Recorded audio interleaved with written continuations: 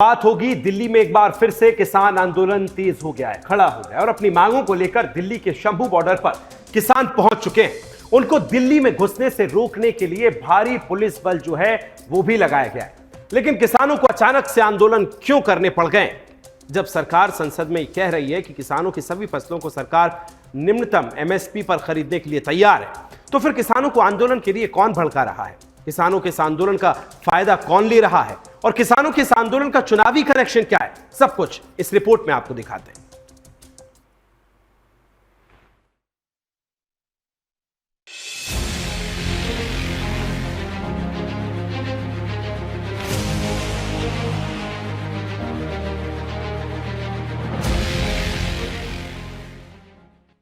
देश की आन बान और शान, जय जवान जय किसान। मजबूत भारत की सिर्फ एक ही नींव है और वो है हिंदुस्तान का अन्नदाता।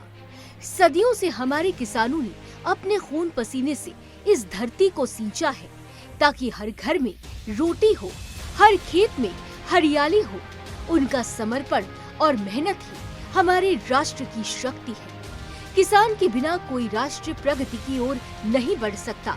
हम जिंदगी की बुनियादी आवश्यकताओं की पूर्ति करते हुए हमारे राष्ट्र को समृद्ध बनाने में अपनी भूमिका निभाते हैं। ये किसान न केवल हमारे अन्नदाता होते हैं, बल्कि राष्ट्र के अभिमान और आत्मनिर्भरता का प्रतीक भी होते हैं। लेकिन आज शंभू बॉर्डर की ये तस्वीरें मन को विचलित करती हैं, आंखों में आंसू देती हैं।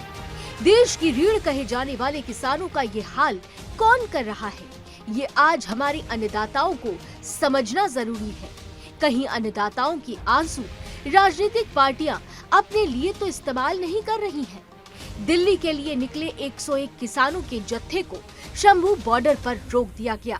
इन किसानों को दिल्ली की ओर बढ़ने की अनुमति नहीं दी गई। हालांकि किसान दिल्ली जाने की जिद पर अड़े रहे, जिसके बाद पुलिस के साथ उनकी झड़प हुई।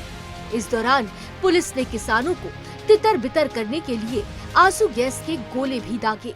हमने लिस्ट पहले ही जारी कर दी मीडिया को।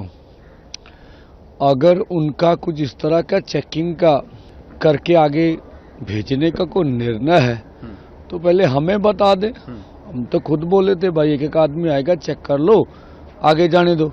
अगर आपने करना कुछ भी नहीं है, ना जाने देना, तो फिर उसको चेक करना या कुछ करना ये तो उचित नहीं हमें लगता है। पहली बात तो इनके पास जो लिस्ट है वो गलत है, उसमें यहाँ आने वाले किसानों के नाम ही नहीं है। दूसरी बात, हमने इनको ये बोला है कि आप हमें आगे जाने की अनुमति दें, हम सभी किसानों का पहचान पत्र भी देंगे और आप वेरीफाई कर सकते हैं, पर इस बात की गारंटी करें कि हमें आगे जाने दें।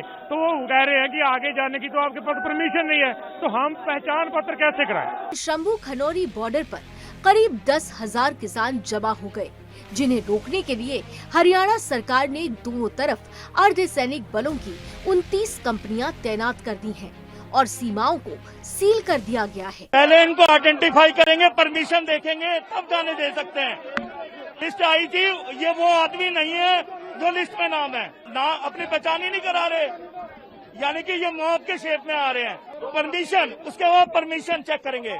जहां एक तरफ देश में किसान विरोध प्रदर्शन कर रहे हैं और दिल्ली की तरफ बढ़ रहे हैं, वहीं दूसरी तरफ राज्यसभा में कृषि मंत्री शिवराज सिंह चौहान लगातार किसानों को आश्वासन देते दिख रहे हैं। संसद में कृषि मंत्री ने कहा कि मोदी सरकार सभी कृषि उपज को न्यूनतम समर्थन मूल्य पर खरीदेगी।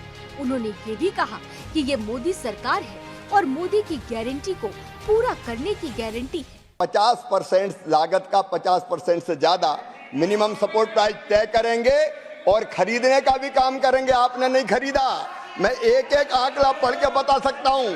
कांग्रेस की जब सरकार थी कभी एमएसपी पे आपने खरीद नहीं की।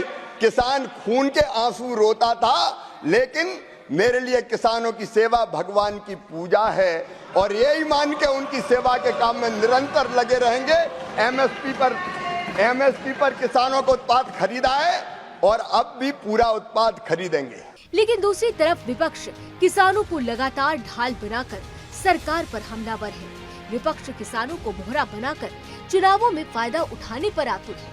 हालांकि अब ये अन्नदाताओं को समझना होगा कि वो किसी राजनीतिक खेल का हिस्सा न बने और अपने हितों के प्रति सजग रहें। Bureau report, Sudarshan news.